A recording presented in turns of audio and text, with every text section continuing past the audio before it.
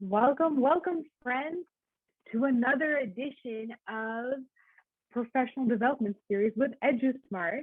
Thank you all so much for joining us today. I know many of you had a very busy week catching up from last week's unique weather situation if you're from Texas. So thank you all so much for taking time out of your incredibly busy schedule to join us here today.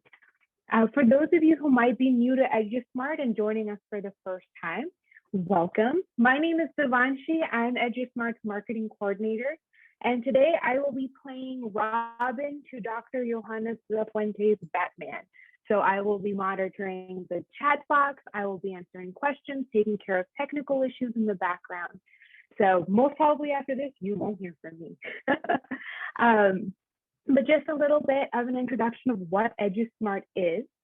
EduSmart since 2007 has been passionate about supporting science teachers and students by providing standards-based content designed to engage students, help teachers, and make learning science a memorable experience for everyone. So we also have a whole bunch of our EduSmart experts here. We have Todd, Arlene, Mark, Lisa. So if you have any EduSmart questions, welcome. This is the time to ask them. At our Q&A at the end, we're here to help you out. For all of you who are interested in recording of this presentation, a copy of the slide deck, perhaps an attendance certificate, you are in luck. Tomorrow around the afternoonish time, you will be receiving an email from me with all of that. And if you want an attendance certificate, just reply and I'll get that to you. And more information, we have more webinars coming your way. Next week, in fact, we have our very own Dr. Rosales doing a presentation on how to prepare for high stakes assessments. If you're interested in registering for that, you'll be getting an email about that tomorrow, or you could just hop onto our website right now and register. But I think that's about all. By all means, please use the chat box. We love your questions. Engage in any way you can. Aside from that, yeah, that's about it. So now, Our Lady of the Hour, Dr. de la Fuente is a science education researcher who has a passion for improving teachers' and students' experiences in teaching and learning science. She has a background in researching the language of science and science literacy. She has served as an instructional coach and a curriculum writer at the district level for the SWISD. She is known for hosting one of the most engaging webinars that EduSmart hosts. She loves to talk to you. She loves all your questions. So ask your hardest questions today. Let's put her on the spot. But please, if you could give your warmest welcome to Dr. de la Fuente. You promised you were not going to embarrass me. Good afternoon, everyone. Good afternoon. Yes, my name is Yohanis de la Fuente, and I am here. I enjoy very much sharing my knowledge and my passion with everyone who could come to our EduSmart webinars. I've known EduSmart for some years now, and I really enjoy the platform. So I try to use it in the things that I try to share here with you. You're going to see a little bit of that, but by no means I am an expert. So please take advantage of all the experts that you have here with us today. Well, as you can see, our presentation for today is title is Just Doing Science. And don't we hear that frequently? It's just doing science, as you know, like if it was the easiest thing that we could do. And honestly, what exactly doing science means? And we know that it could be difficult for some, and we know that it could be really easy for some other ones. Not quite. So, of course, I went to my friend Google, and I asked Google what doing science was. But before that, I would like us to share in the chat, what do we think that doing science is? Could you please just share a couple of words of what doing science is for you?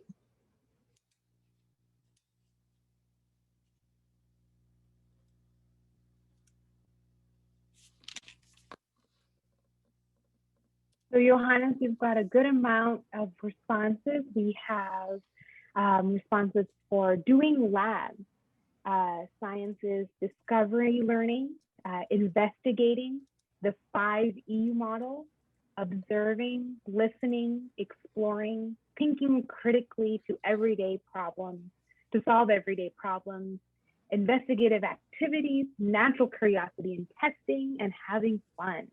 Wow. All of those are excellent and very diverse answers, right? We all have a good idea of what science is for each of us. And I am really happy to hear that at least it's not scary. When we find people that say it's really scary, it's a lot of things. Well, that one will make me nervous. So our friend Google gave me these answers. Interesting or no? I was really amazed to see that with some years and a lot of insistence, we have probably kind of overcome some stereotypes such as age, race, and gender. But there is one stereotype that I still see, and it is like doing science seems to be just messing around. And I was thinking, well, not quite.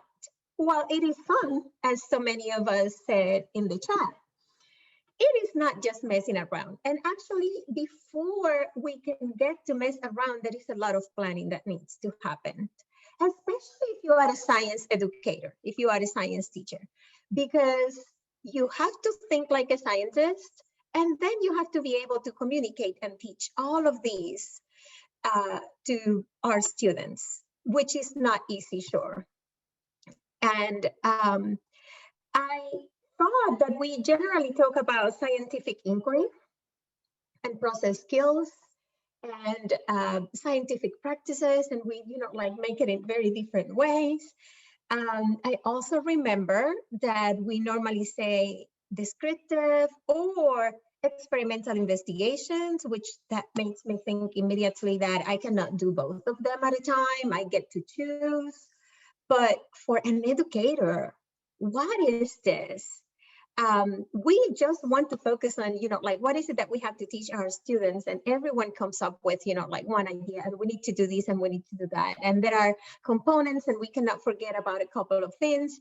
And it becomes something not as easy and very messy since the beginning, not just when we get there.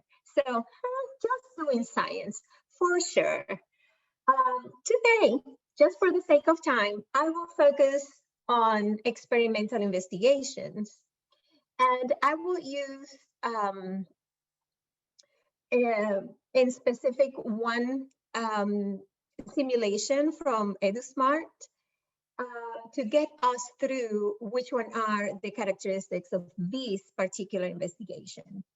One of the things that I talked about in the presentations I have done before is that there is general steps that we know that most investigations go through, such as like having a question, hypothesize, collect data, analyze the data, get to conclusions. Yes, generally we do have those that happen in every one of them. However, the portion of collecting and analyze the data get really difficult for some of us, and is very particular for each of the investigations, depending on which question we make and which hypothesis we make about the answering the question that we have. Now, every science investigation is attempting always to answer a question. It doesn't matter what, it doesn't matter whatever we would like to ask is what I mean with that. But we always try to attempt to answer the question. Now, for this investigation, which is about using pulleys, this is the question that I am asking, trying to use the investigation. And I will show you later if we get into the real good time. And then the investigation, and if you do have or not, EduSmart, you will for sure have an opportunity, because we have experts here to help you to see it. And I have created this question for that investigation, which is not exactly the same question that the investigation is using. So my question was, if I use a two-pulley system, how does the force I require to lift a mass change?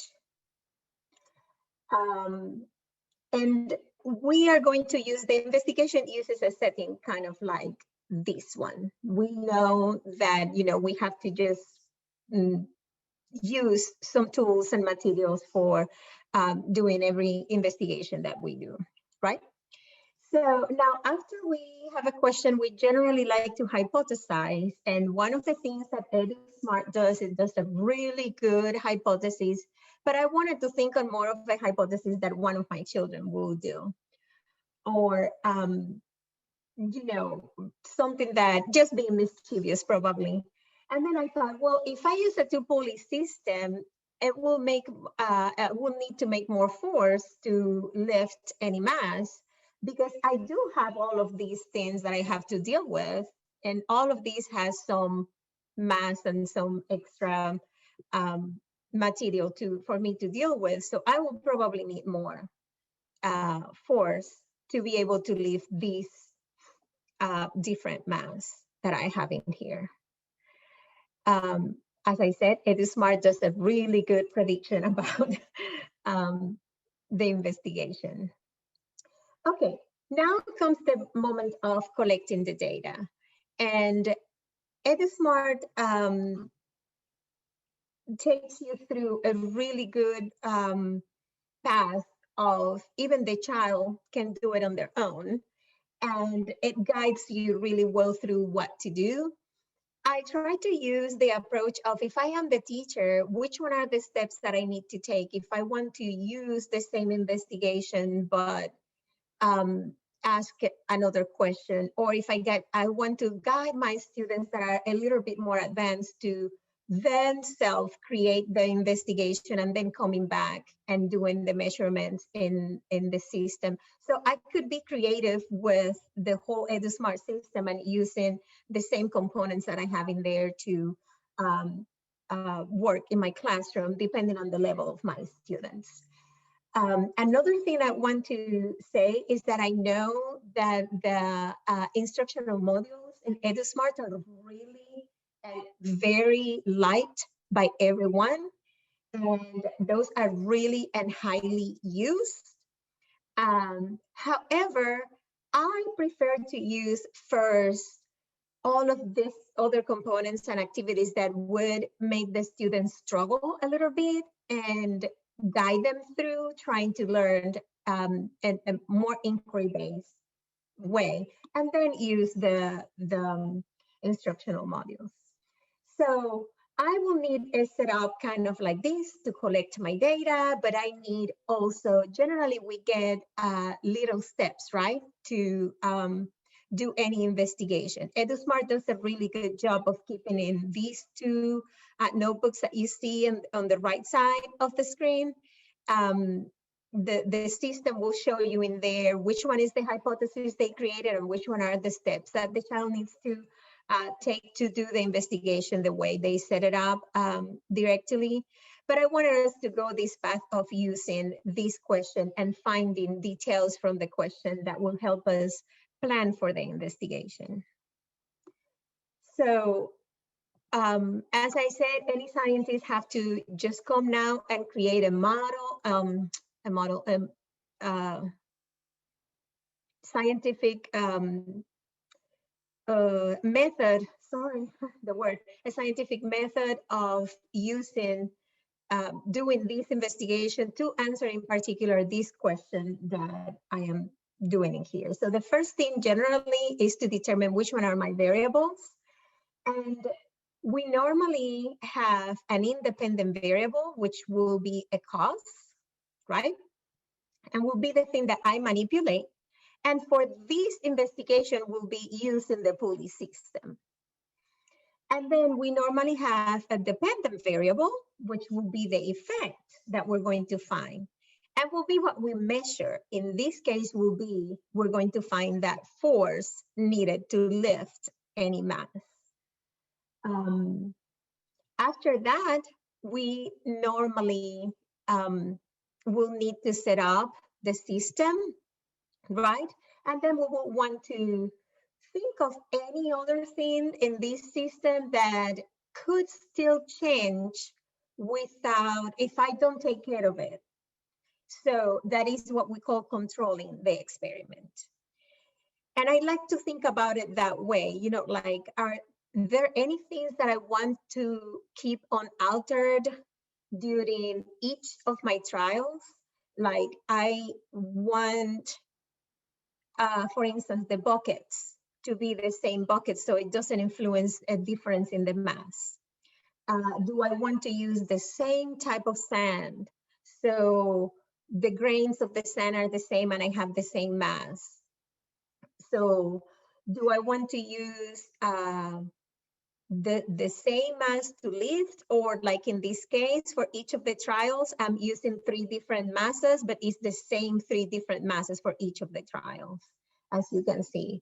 So another thing that is really interesting in this one is when you pull and you try to lift something, would you do it differently if you were stronger or if you were weaker? How do I decide? Would, you know, like someone that has more power do it differently than I do? How do I make it to be standardized in a way that is not changing for every trial? So what we do in this case is we bring this tool that we call spring balance, and we try to say we're going to move the bucket 25 centimeters off the ground. And that is the measurement of a force that we're going to make. So that way, we are going to be able to measure, you know, like the force a little bit more standardized for everyone. As I was saying, generally, all of these considerations are different for every question and every investigation. So that's why it's really good to go through them and have some examples. Now, I wonder if anyone has any questions so far that I could clarify. Are we using the, I mean, we could use the chat and we could unmute ourselves and ask any question if needed. Absolutely, yes. If anyone has any questions, please drop them in the chat box or unmute yourself.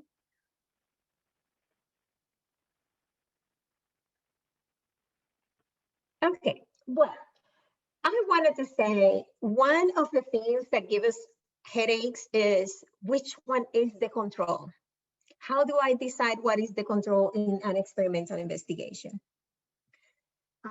In this case, for instance, I decided that our control was going to be, I will measure what force do I need to make to lift these same masses without the pulley system. And you all can probably see the reason why. We have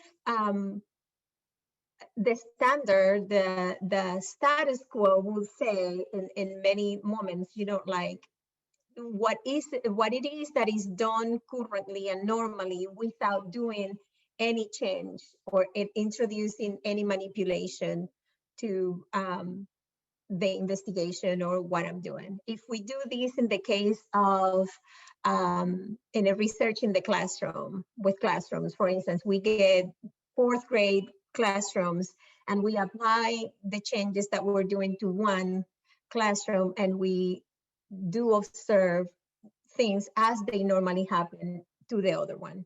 The one that we just observed, we don't introduce any changes, is the control. as we would say, is just the standard, is what normally happens. It's normally called control, but it's a little bit confusing sometimes. And then we will do any intervention that we would like to do to the other group, which is the experimental group, as we call it. So the same way we do in this type of research. And I know that sometimes it's really difficult to decide on those.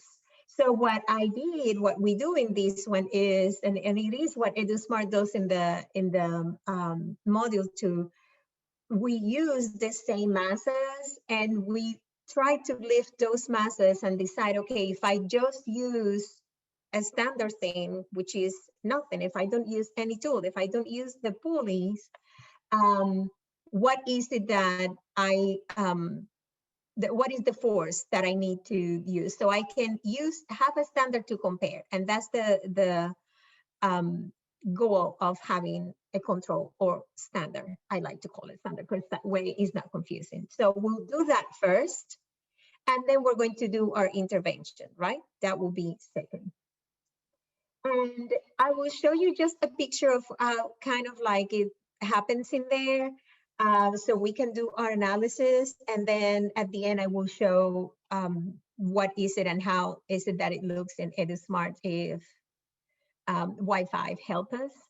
So the module goes ahead and does the measurement of each of the buckets of sand.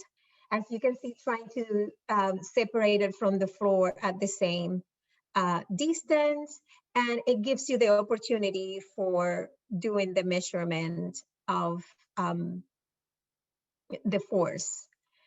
It's really well, it's very visible. You can see, of course, in my trying to like have the 3 different images in one place. You can see it kind of a little bit different than what it shows in there exactly, but you will have in there all the opportunities to measure everything, and the students can like see exactly how it is done. So after we do this measurement of just the force without having the pulleys, we have a standard set to be able to compare, and then we are going to now do our measurement with the pulley. And something like this is what you are going to see in there. I try to like take my pictures in a different moment. As you can see, all of these that we have done have been the time and the details that we need to go through to collect data.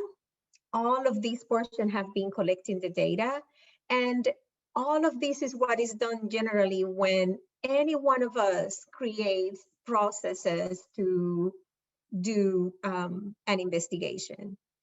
What is commonly found is that we find what we call cookbook investigations, that you find like, do this first, do this second, do this next.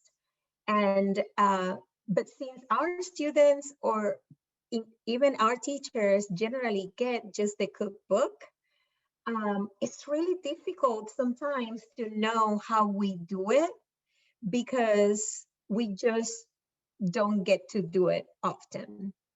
So when we get to the data collection, definitely we want to say exactly the steps that we have done, and that is the way that we create the process that we did during to create the investigation. We should remember that this is very important in the process of doing science, of that process of just doing science, because anyone who would like to reproduce any experiment that I created should be able to reproduce it. It's part of being accurate. It's part of, like sharing ideas and sharing the knowledge. So if someone in Australia would like to do any of the experiments I come up with, they should be able to come up with that. And that's why it's really important that our students learned how to do these in simple steps. I know that this research is a little bit more complicated, but I wanted to go through all of the steps of doing the experimental because I know that there are a lot of questions that come in the STAR test, and our students need to have a little bit of this experience before we encounter that situation very soon. So now, after collecting the data, of course, we get to analyze all the data that we have in there. And to do this, we have to plan how we're going to organize the data, all the data that we collected. And we make necessary calculations at the moment, depending on what we decide that needs to be calculated. And we try to observe and analyze to find patterns. And then we compare with the current knowledge that we have. Generally, those are the steps that we do when we analyze data. What happens in our classrooms is that generally we take so much, and the process of collecting the data is so laborious that we end up putting the data aside and it's not analyzed. EduSmart does a really good job organizing everything that you have collected in these simulations, and even in telling you what is that you need to do to be able to analyze at the end what the data is giving you. As you can see, we have in here a table that will include the mass of the buckets that we were lifting, will include the force without the pulley system, which we did this measurement, we saw this portion, will include the force with the pulley system. And then since the prediction they made was that it was going to decrease the force needed, this is exactly what it is included in this table. And I wanted to, use that portion just as it was in there. But if I did not include this in here, we were very capable of doing this analysis. EduSmart does a really good job of even giving you the opportunity of including the data in there.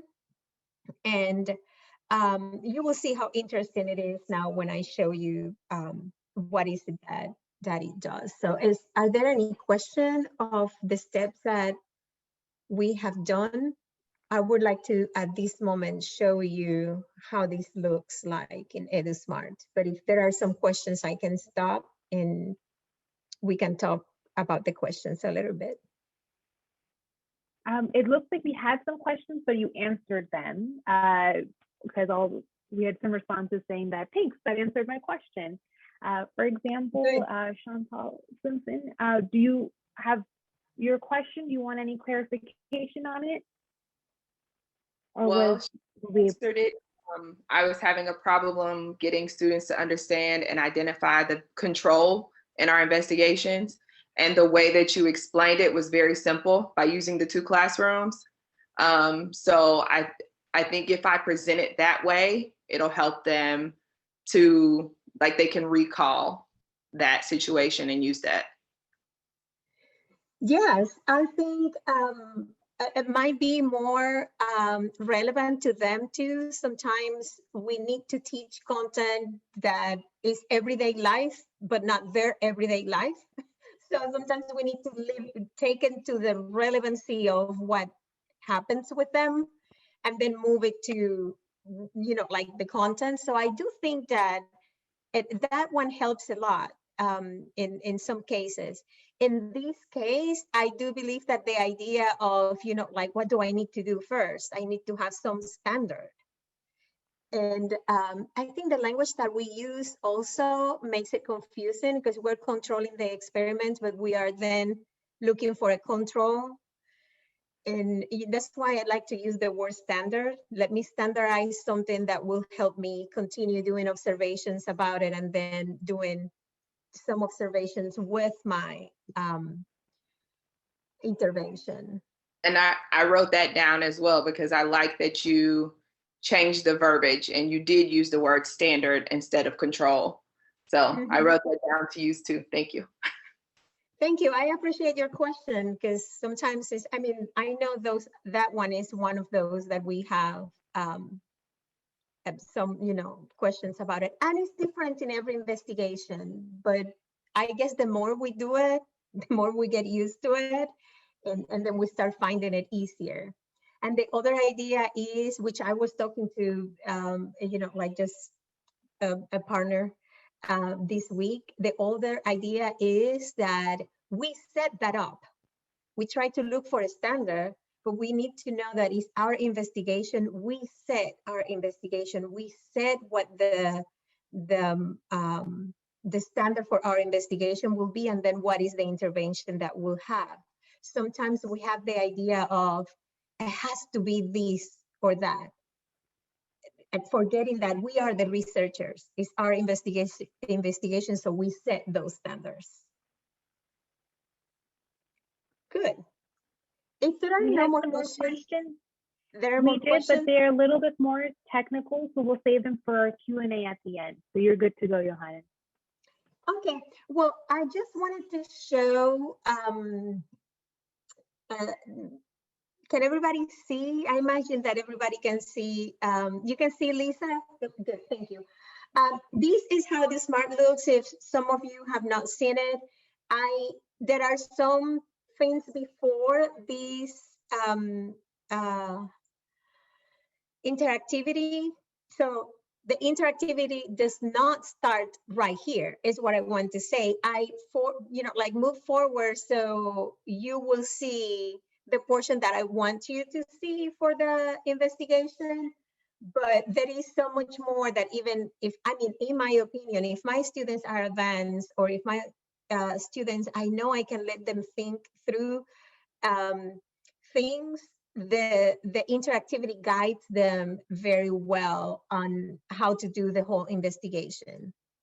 So, and one really good thing that I do adore about EduSmart is that it's very interactive. So in this case, for instance, I will do the portion that I just measure without the record your observations. And I don't know if I remember. I will do it wrong so you guys can see, like my observation is 2 and I enter. No, that's not right. Please try again. So my student can do it on their own because this is not going to let them advance. So this is one of these things. My student can, I can guide the student, of course, like you have to look in here for what is the measurement, and it's very clear, very visible in there. Well done. So I can do the first one and they can do the record your observations. Good job.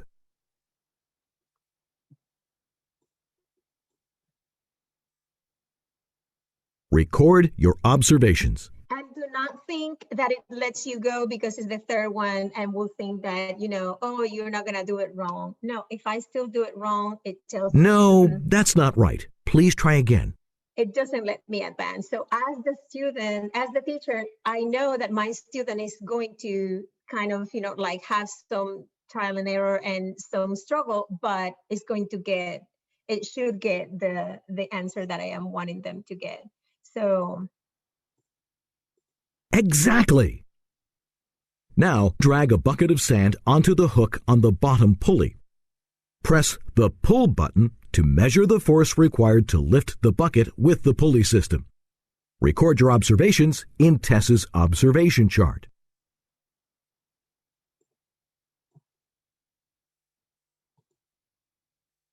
Record your observations.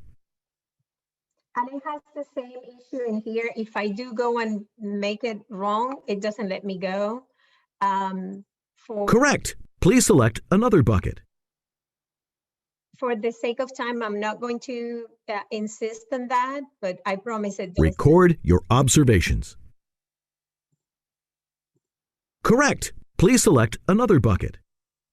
One of the things that I really appreciate is that even though the students mark just the number, EduSmart does a really good job to keep in there the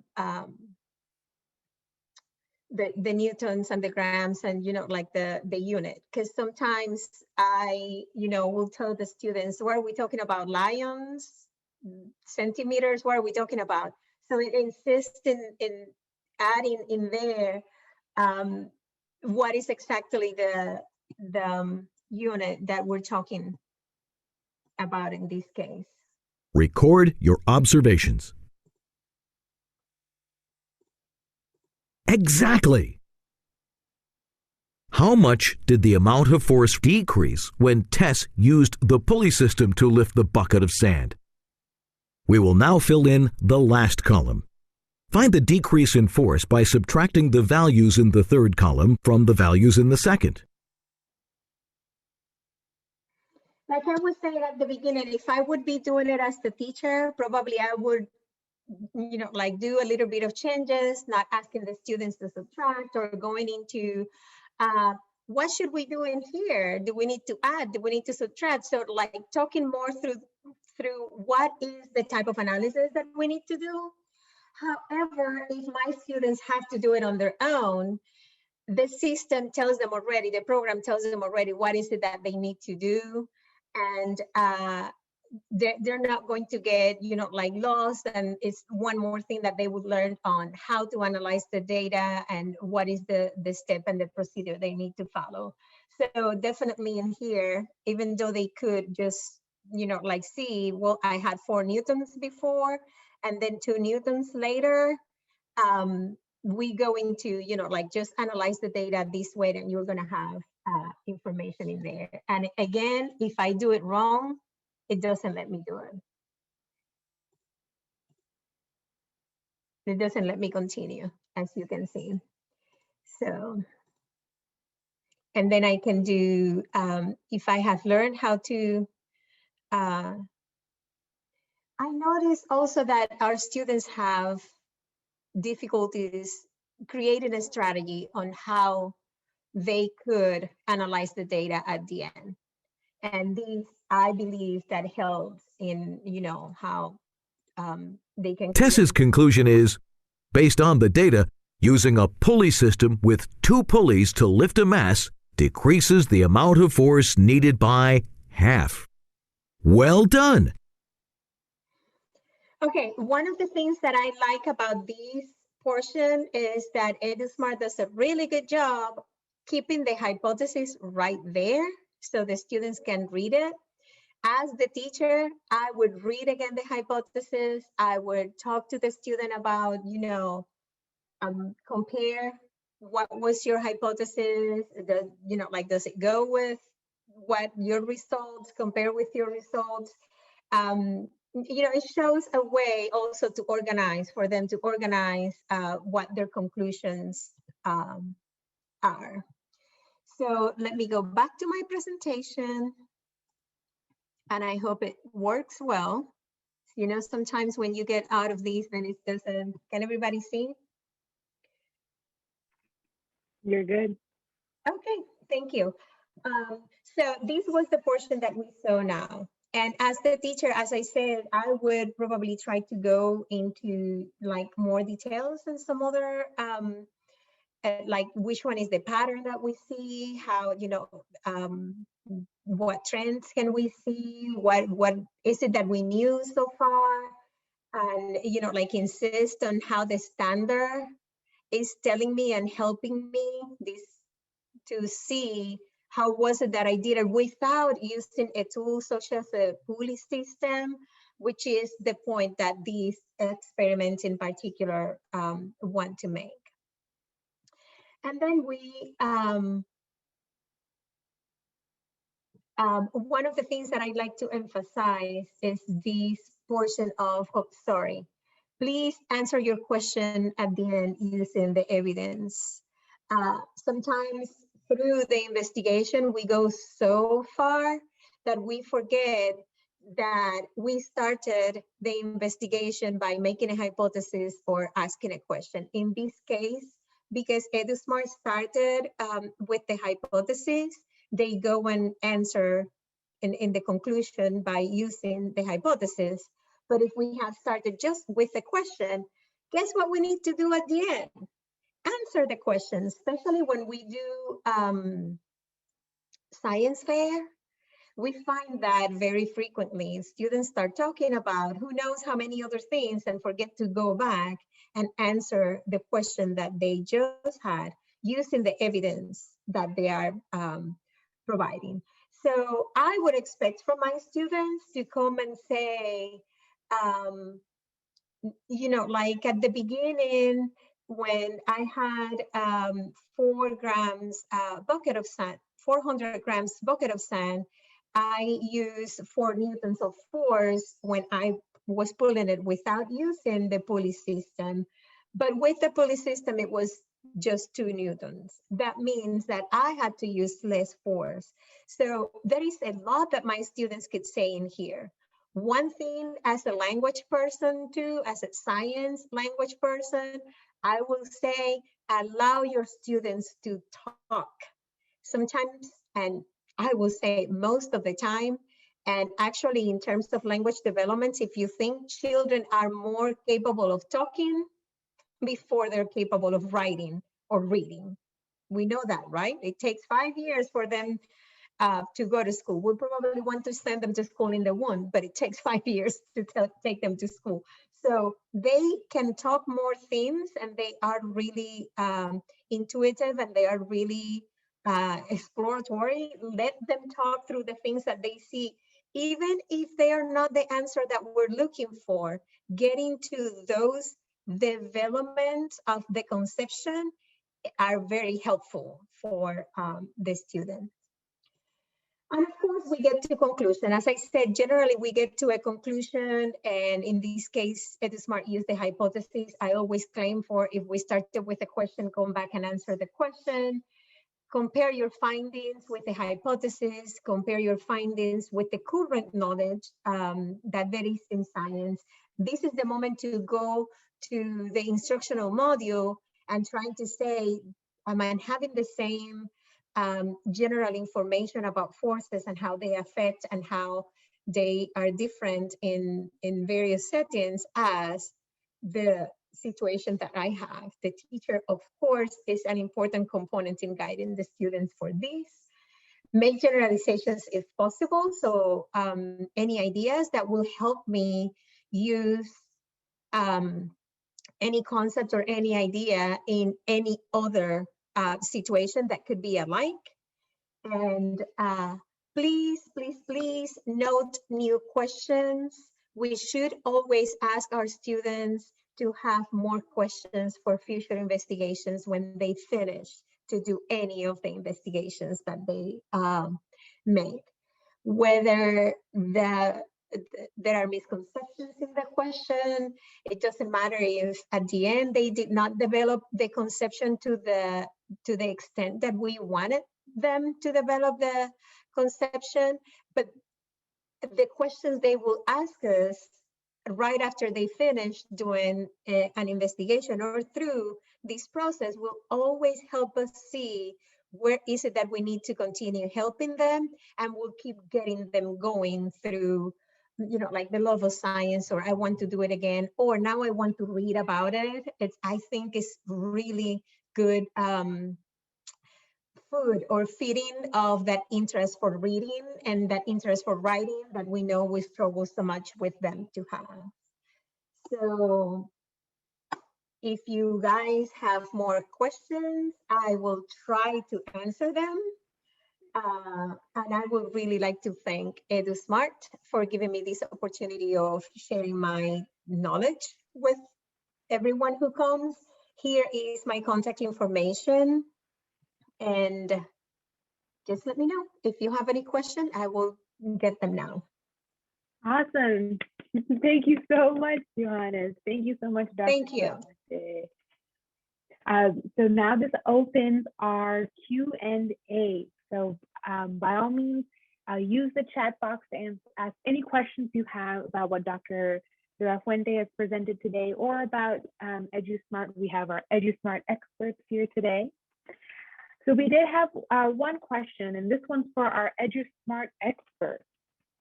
Katrina, Patrick has asked, when my students are quarantining at home, is it possible for them to view their EduSmart curriculum on their home computers?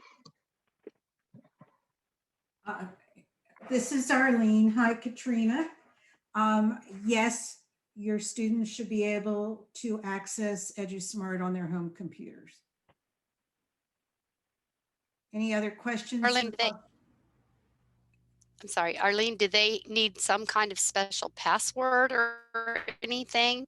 I don't seem to be able to connect it with Google Classroom. Okay, we will have to talk about the connection with Google Classroom offline. Okay. And when you set up your classes, we uploaded all the students in our system that we received from the completed template that was provided to us. Katrina, I put my email in the chat box. Feel free to contact me about that. We do have some customers. Mark? Yes. I'm sorry. Mark Is that Mark? It's me. Okay. It's me. Yeah, we do have some customers that have teacher-only accounts, so I would have to research your district and see what type of subscription you have. And just so you know, Thank you. Katrina is in Dixie County, and they do have both. Okay, yeah, you do have student accounts. Okay. Yes. Yeah, just Thank you contact for me and we can talk about it offline, and I can help you with the Google integration as well. Thank you so much. Thank you for the question, Mark. Thank you for the help. We have one question for you, Dr. De La Fuente, from Shelley. What do you think are the biggest struggles for students doing a descriptive investigation? A descriptive investigation, which is different than the one that we did today. And so you just note in there, Devenchi, the next one will be about descriptive investigation. Writing that down right now. Yes, and the thing is that I would have loved to do descriptive and then experimental, but I know the experimentals are such a burden, and then it's funny.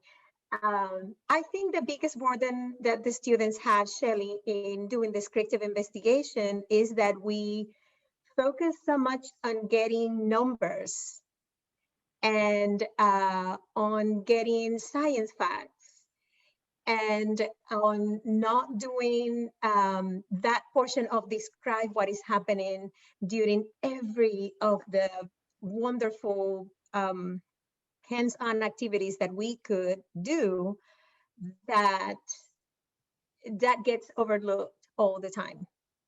So we kind of are not used to, like our students, we don't train them on doing descriptions. So when we ask them do the description, they have a hard time. And then one second thing that I can remember is that we ask our students to use journals. And I have observed that sometimes we want them to run through the whole activity and then at the end to take the notes. That is kind of difficult. You have to, like there has to be a planning time for them. And, like we like to jump into the hands-on immediately. And I like to call it minds on. If your mind is not on, nothing else is going to be on. So I think that they need, we need more time in like kind of, like chopping the activities or the things that we do. So they get to plan what they're going to do, how they're going to take notes. And we use time in doing those descriptions in the classroom. Thank you for that question, Shelley. Does that answer? Oh, excellent point. Thank you. Eddie, I don't know if you want to elaborate on more on what you've asked. All of these activities are interactive?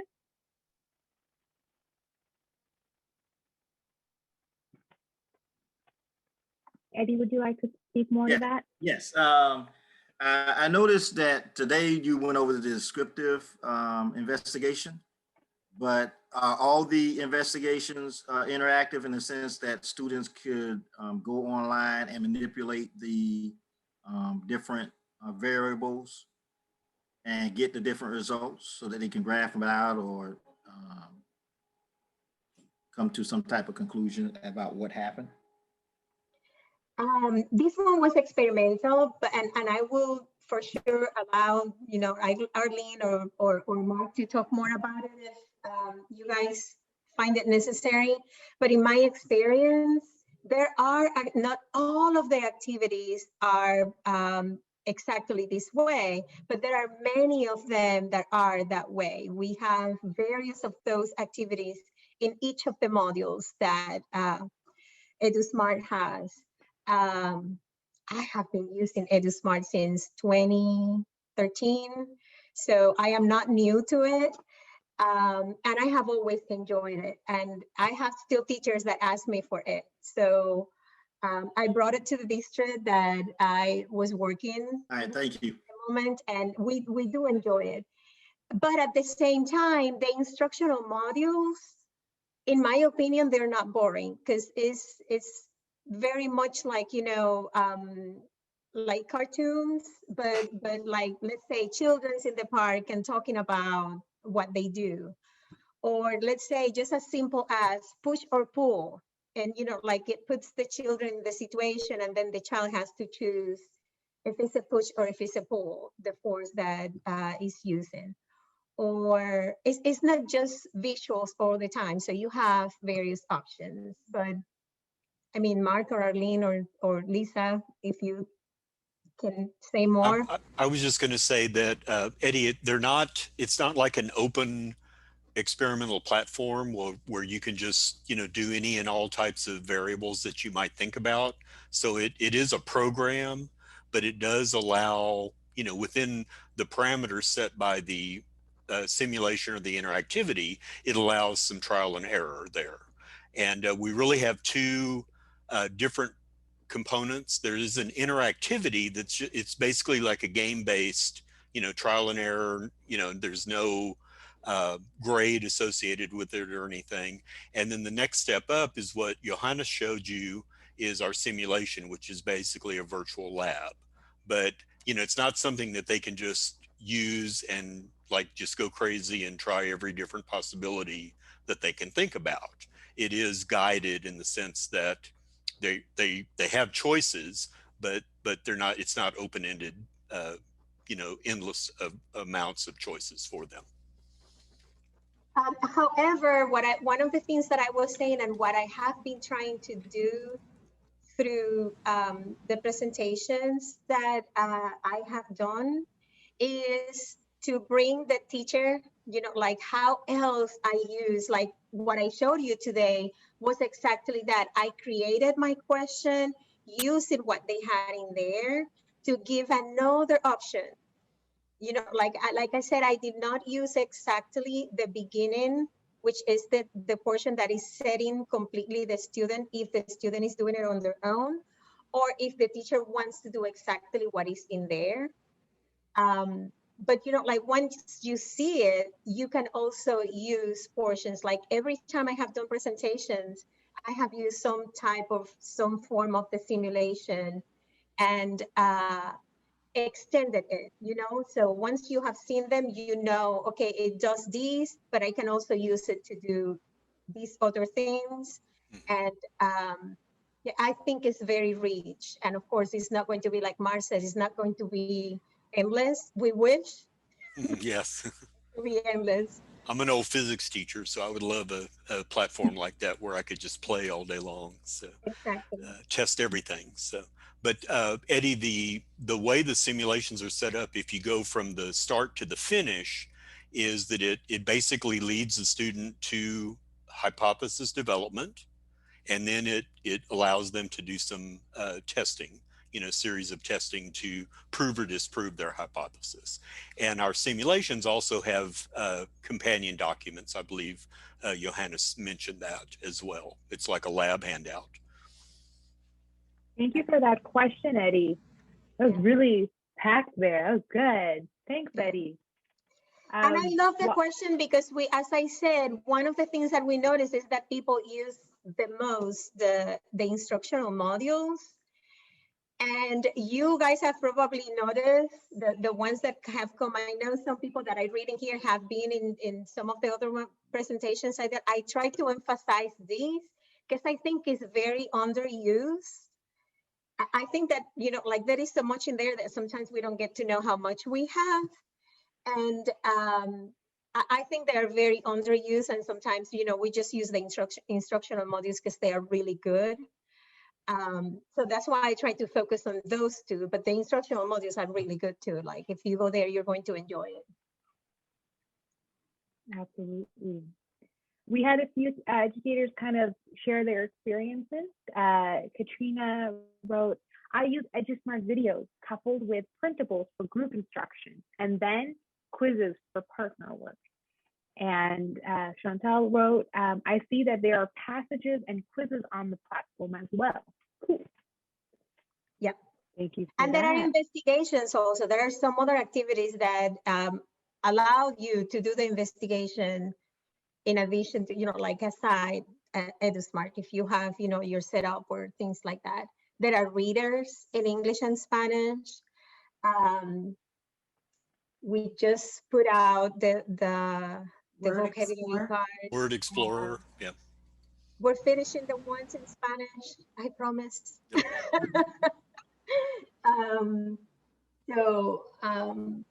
There is a lot in the platform to use. Chantel probably learned about EduSmart in her prior district where I brought the platform, and it is one of the things that teachers still ask me for. So just yesterday, someone was asking me for it. And if you're not a current customer, you can sign up on our website for a free preview, and that'll give you a glimpse and let you go in and play with some of these things that we've been talking about today. Sneak that link right there in the message just in case you need it.